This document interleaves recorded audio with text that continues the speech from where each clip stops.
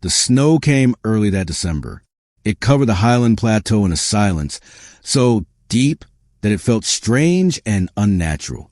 Lieutenant Commander Jack Mason hid behind a boulder covered in frost. His breath made white clouds in the freezing cold air. The temperature was 23 degrees Fahrenheit. The wind was blowing hard at 30 miles per hour. It was getting harder to see by the minute. Command, this is Alpha 1. We are 2 kilometers from the target. The weather is getting bad very fast. Over. Static noise crackled in his earpiece before a voice answered. Alpha 1, this is Command. A storm is coming faster than we thought. You have a 4-hour window. Get in there, destroy the artillery position, and get out before you cannot see anything. How copy? Solid copy, Command. Mason looked back at his team. There were 12 operators who were hand-picked from the very best soldiers. They had been dropped off by helicopter at 3 o'clock in the morning. They had walked through mountain passes that would break most men. This was not their first winter mission, but something about this one felt different. Maybe it was the date, December 23rd. Most of them had families back home. Their families were gathering around Christmas trees, wrapping presents, and drinking eggnog by the fire. Out here, there was only snow, stone, and the chance of dying. Sergeant Derek Lucas moved up beside him. His TC-3 .38 rifle was hanging across his back. The assistant sniper was solid and reliable. He was a veteran who had been on 3 deployments before. His breathing was calm and controlled even though they were high up in the mountains. Weather's gonna get really bad, boss, Lucas muttered while looking at the darkening sky. If we get caught in the open when that storm hits with full force. We will not, Mason said, even though he was worried too. We move fast, hit hard, and get out. No heroics. Behind them, Elena Ward adjusted the communications equipment strapped to her pack. She was officially a signal technician. She was 28 years old with a small build. Her movements were quick and precise. She had joined the team 6 months ago. She had transferred from another unit, and her records were sealed. Mason had tried to look at them once because he was curious, but they were locked behind classifications that even he could not access. What he did know was that she was skilled, quiet to the point of being silent, and she had a way of blending into the background. This was surprising because she was the only woman on a team of tough operators. She never complained. She never asked for special treatment. She carried her own weight without fail. What he did not know was that Elena Ward had once been one of the best precision shooters in the country. Signal check, Elena said softly. Her voice was barely loud enough to hear over the wind. She went through the radio frequencies. She made sure their secret channel was still secure. Her gloved fingers worked with practiced skill even in the cold. Mason gave the signal to move. They went down into the valley in a tactical line. Their weapons were up. Each man was watching his assigned area. The target was an enemy artillery position. It had been firing shells at friendly forces for 3 weeks. Intelligence said it was manned by elite troops who were well supplied and dug in deep. Taking out would save lives. Dozens of lives, maybe hundreds. The snow fell harder now. Big flakes stuck to their gear and hid their heat signatures. This was both a blessing and a curse. They could not be seen easily, but they also could not see what was waiting for them ahead. As they reached the top of a ridge overlooking the target valley, Mason raised his fist. The team froze. Below them, through the swirling snow, he could make out the dark shapes of artillery guns. They were positioned in a natural low area in the ground. There were guard towers and fortified bunkers. This was going to be a fight. Lucas, get eyes on, Mason ordered.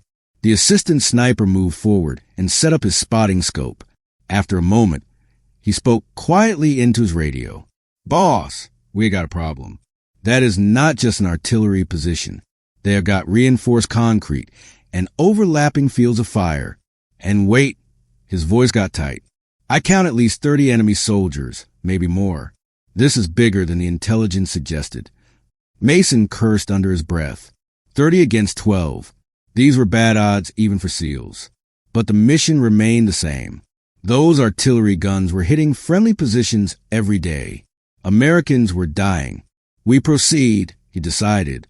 We will split into 3 fire teams. We will create a... The crack of a rifle shattered the stillness. Private First Class Tony Bennett never saw it coming. The bullet hit him in the upper chest. It punched through his tactical vest with the force of a sledgehammer. He dropped without making a sound. Blood spread across the white snow in a dark stain that grew too fast. "Sniper!" Lucas yelled. He was already moving and dragging Bennett behind cover. "High ground, 11 o'clock. Two more shots rang out quickly, one after another. Corporal Hayes went down, holding his shoulder. Specialist Morrison took a bullet through his leg and collapsed, screaming. Mason's training took over. Spread out. Find cover. Medic on Morrison and Hayes. Lucas, find that shooter. The team scattered like water hitting a rock. Each man looked for whatever protection the land offered. Boulders, low spots in the ground, the twisted remains of dead trees. The snow that had been helping them now worked against them. It hid the enemy sniper's position while leaving them exposed on the slope. Lucas set up behind a granite rock that stuck out of the ground. His rifle was already pointing toward the high ground. Through his scope, he scanned the mountain ridge on the other side. 1,000 meters, 1,200 meters. The distance was far, but a trained shooter could handle it. Another shot rang out. This one missed, but not by much. The bullet hit inches from Mason's head. It sprayed him with rock pieces. "I cannot get a read," Lucas reported. Frustration was in his voice. "Wind is too unpredictable. Snow is blocking my view. He is up there, but I cannot pinpoint him." "Try it anyway," Mason ordered. "We cannot stay pinned down like this." Lucas took a breath. He figured out the wind speed and direction by watching the snow patterns. He adjusted his scope and fired. The TAC-338 kicked against his shoulder. Through his optic, he watched where his bullet went. Mississippi. The shot went wide by at least 10 meters. He adjusted and fired again. Another miss. The enemy sniper responded with two quick shots. One hit Sergeant Willis in the leg. The other punched through the communications pack on Elena's back. It destroyed the radio equipment in a shower of sparks and plastic pieces. Elena hit the ground hard. The impact knocked the air out of her lungs. For a moment, she could not breathe. She could not think. Then her training kicked back in. She rolled into cover behind a snow-covered boulder. Her hands automatically checked for injuries. No blood. The pack had taken the hit. But without communications, they were cut off from command, from pickup, from any hope of help. "War, you hit?" Mason called. "Negative," she reported. Her voice was steady even though her heart was racing. "But comms are down. We are dark." Lucas fired 3 more times in quick succession. Each shot was carefully aimed. Each one failed to hit the target. The wind shifted in ways he could not predict. It would gust and then die down. This made accurate shooting nearly impossible. He was good, but the conditions were beyond his experience level. 8 shots fired, 8 misses, 3 men wounded, 1 very badly. The team's medic, Doc Martinez, worked frantically on Bennett. The private was still breathing, but his lung was collapsing. Martinez opened a chest seal kit. His gloved fingers were clumsy from the cold and the urgency. "Stay with me, Tony," Martinez muttered. "Come on, kid. Do not quit on me." Another shot from the enemy. Another near miss. Whoever was up there knew exactly what they were doing. Methodical, patient, professional. They were keeping the SEALs pinned down, hurting them slowly, waiting for the storm to get worse and finish the job. Mason tried to reach command on the backup radio. Nothing but static. The storm was interfering. Or maybe the damage to Elena's main radio had somehow messed up their entire communications network. Lucas fired his 9th shot. Mississippi 10th shot. Mississippi, I cannot hit him. Lucas slammed his fist against the rock. The conditions, I cannot compensate. 11th shot. Wide to the left. 12th shot. Too high. 13th shot. Low and to the right. Mason watched his assistant sniper miss again. He felt something cold settle in his stomach. Not fear. SEALs did not have room for fear, but calculation. Assessment. They were in serious trouble. 3 wounded, no communications.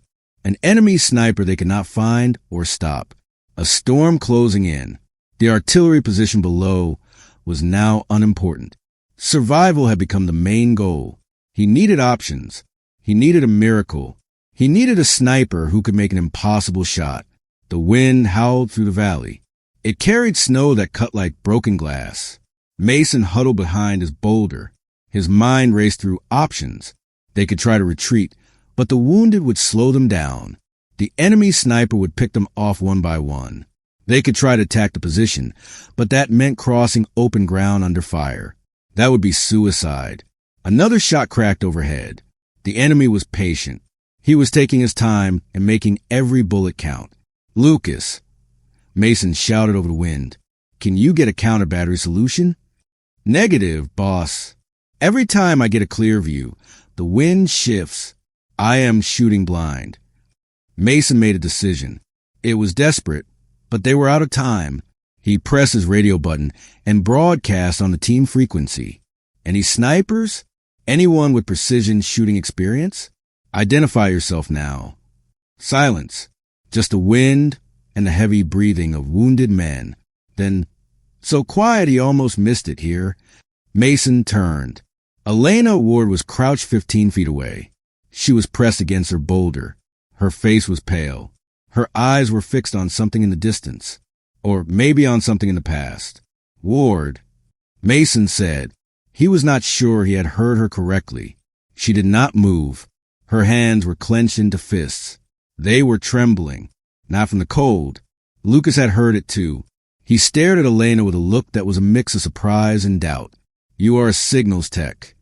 "I was other things first," Elena said. Her voice was barely loud enough to hear. Another shot from the enemy. It hit close enough to spray Mason with snow. "Ward," he said carefully, "if you have relevant experience, now would be the time to share it." Elena finally looked at him. Her eyes were gray. He noticed the color of winter storms. "I was a competitive shooter at the national level. Then I enlisted. Sniper school, top of my class." She paused and swallowed hard. 3 years ago, I was on a winter operation in Afghanistan. I took a shot. The calculations were right, but I missed. A teammate died because I missed. Understanding appeared on Mason's face. "You transferred out. I cannot do it anymore. I cannot trust myself. So I requested reassignment to signals. Something useful. Something that would not get anyone killed if I made a mistake." Her jaw tightened. "That is what is in my SEAL file. My failure." Private Bennett coughed. It was a wet, rattling sound. Doc Martinez looked up. His expression was grim. "Commander, we are running out of time here." Mason looked from Bennett to Elena. A choice became clear. "Can you make this shot?" "I do not know. That is not good enough." Elena closed her eyes. She saw the past. Snow, mountains, a face she tried to forget. Ryan Collins, 24 years old, married, 2 kids.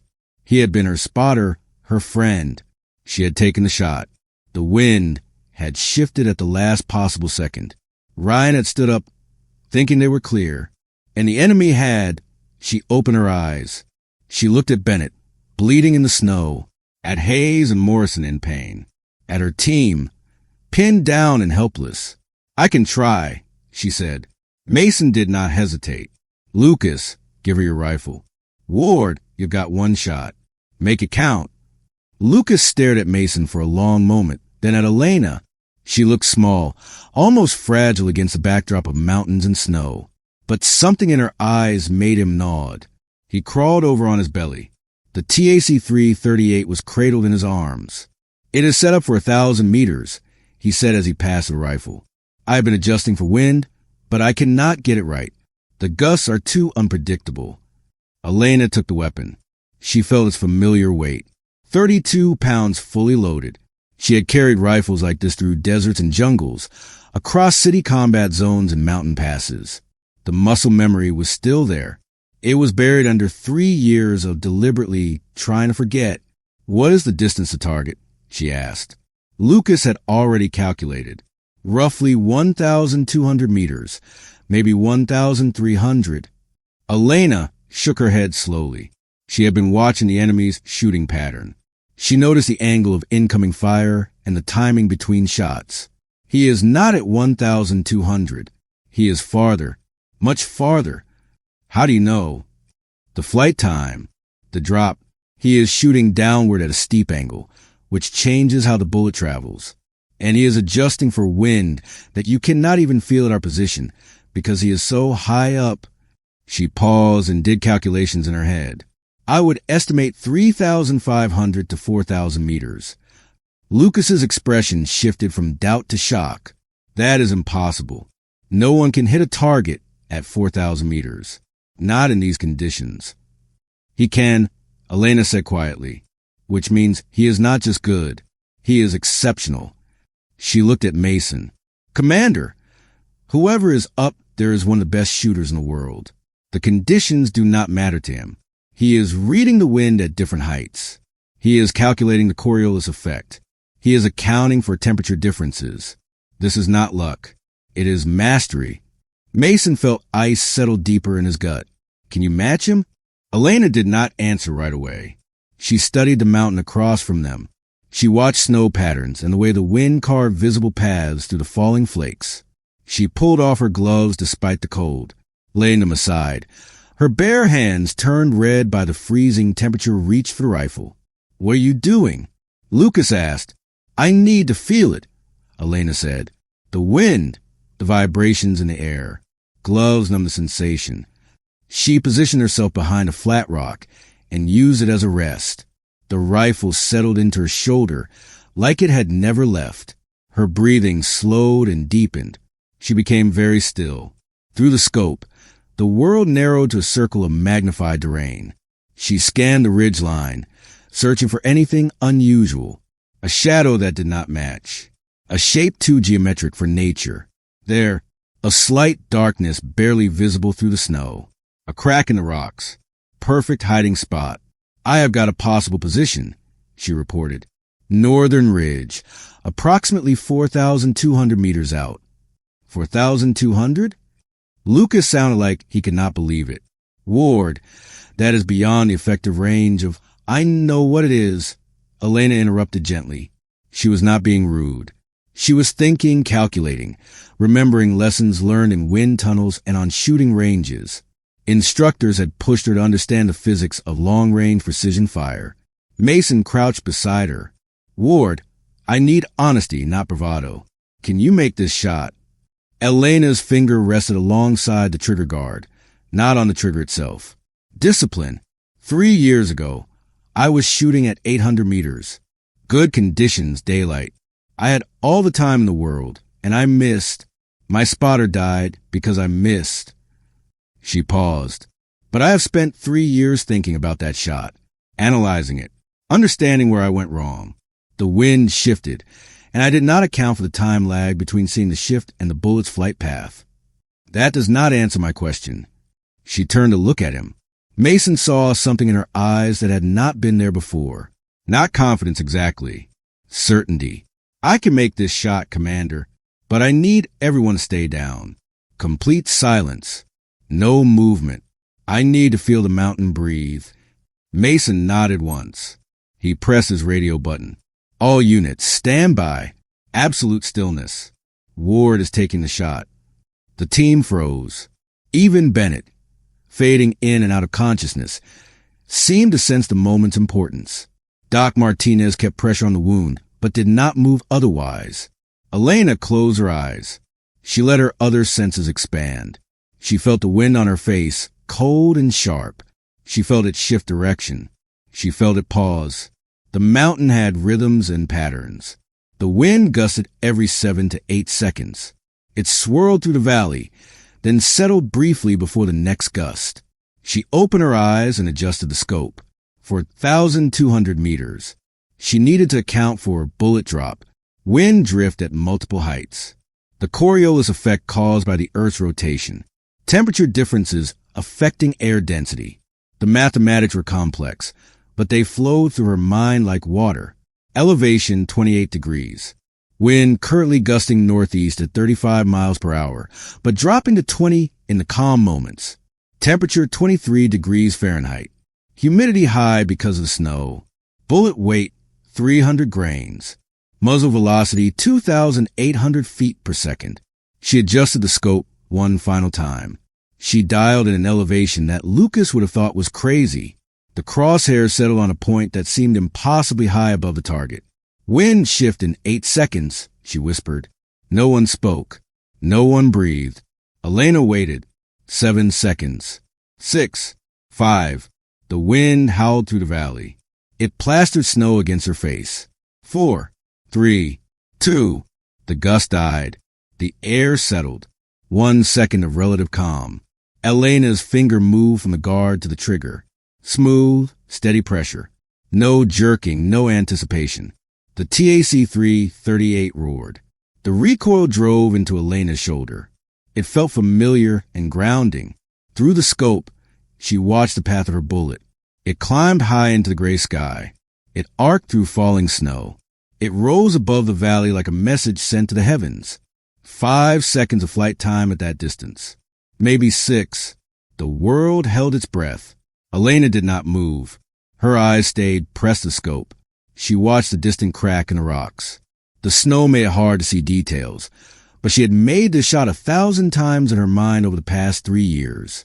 Every night before sleep, she had gone back to that failed shot in Afghanistan. She had recalculated it. She had understood where she had gone wrong. She had not been wrong about the wind. She had been wrong about the timing. 6 seconds passed. 7. Then, through the falling snow, she saw it. A barely visible flash. Not muzzle flash. Something else. Movement. A figure stumbling backward from the crack in the rocks. Arms waving wildly. And then nothing. Elena kept watching for another 10 seconds. Her breathing was still controlled. Her finger was still on the trigger guard. No more movement from the enemy position. No more shots coming in. Target down, she said quietly. For a moment, no one reacted. Then Lucas scrambled to his spotting scope. He swung it toward the ridge. He scanned the position where Elena had been aiming, searching for proof. When he spoke, his voice was filled with something close to amazement. Confirmed. I have got a heat signature. Man-sized. Not moving. It is in the exact position where he paused. Holy cow, Ward.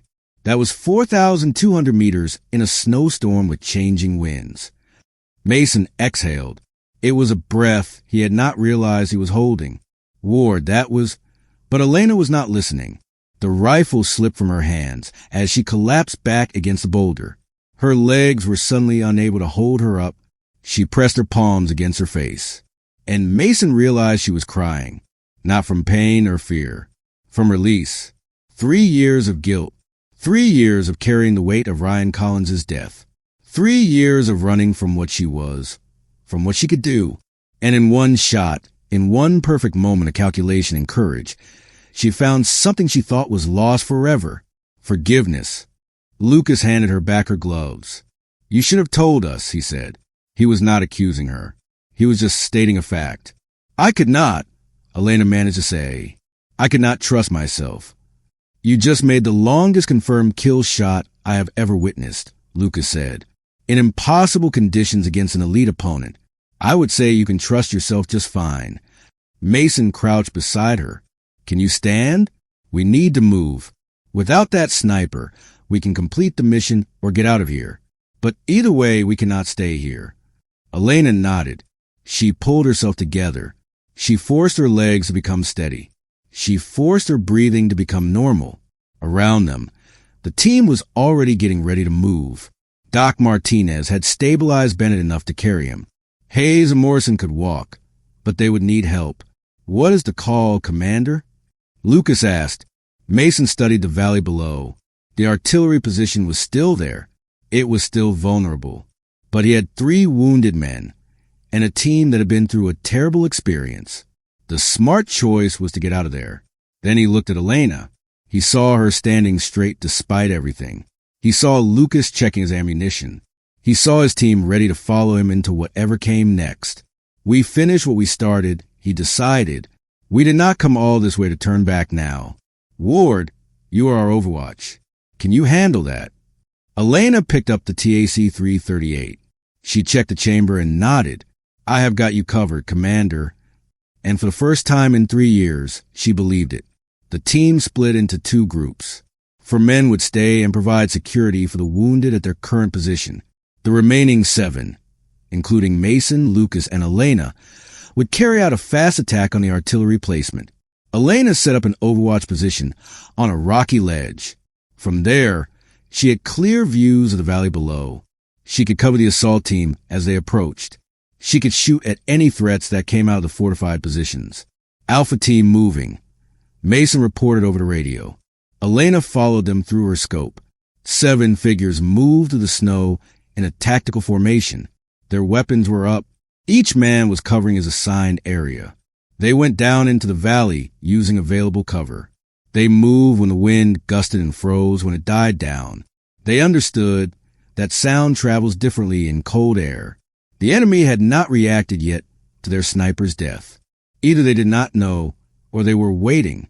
Elena scanned the guard towers, the bunker entrances, and the spaces between the artillery guns. Thermal imaging through her scope showed heat signatures inside the structures. Armed men who were alert and ready. "I have got eyes on multiple hostiles," she reported. "Guard towers, 2 in the north, 3 in the south. Bunker entrance has at least 6 more.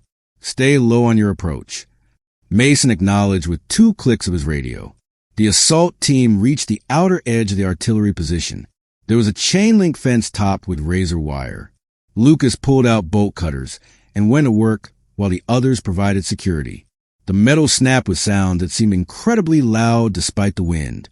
Movement in the northern guard tower. A figure turning toward the fence. Elena did not hesitate. The scope settled on the guard center mass. She adjusted for the 1,500-meter distance. She accounted for the downward angle. She squeezed the trigger. The guard dropped without making a sound. "Northern tower clear," she reported. Lucas finished cutting the fence. The team slipped through. They spread out among the artillery pieces. These were heavy guns. Soviet-era 152mm howitzers that had been shelling coalition positions for weeks. Up close, they were massive and intimidating pieces of machinery. They were designed for one purpose: destruction. Specialist Chen moved to the first gun. He placed a thermite charge on the breech. Detonation cord ran to a central point where Mason would set off all the charges at the same time. Fast, efficient, and permanent. Then the alarm sounded. A loud horn split the air. It was harsh and urgent. Floodlights snapped on. They lit up the compound in bright white light. Men poured from the bunkers with weapons ready. They were shouting in a language Elena did not understand, but the meaning was clear. Intruders. Threat. Attack. The gunfight erupted with sudden, brutal intensity. Mason's team fired back. They took cover behind the artillery pieces. Muzzle flashes lit the falling snow like strobe lights. Bullets sparked off metal. They thudded into sandbags. They whistled through the air. Elena went to work. Through her scope, she identified targets one by one. A gunner setting up a machine gun position. One shot. He collapsed. 2 men trying to sneak around Mason's position from the left. 2 shots. Both down. An officer coming out of the command bunker, shouting orders. 1 shot. Silence.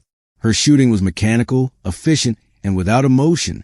This was what she had been trained for. This was what she was good at. Each shot saved lives.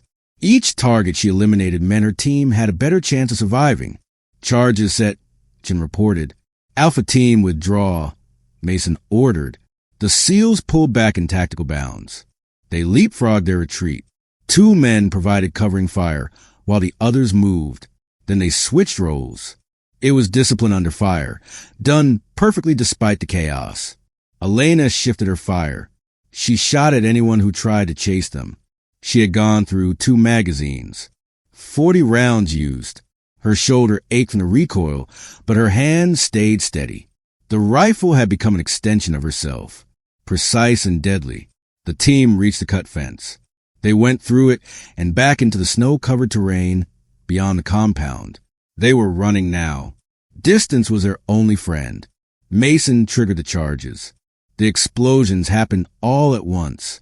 5 thermite charges burned at temperatures hot enough to melt steel. The artillery pieces glowed orange, then white. Their barrels sagged.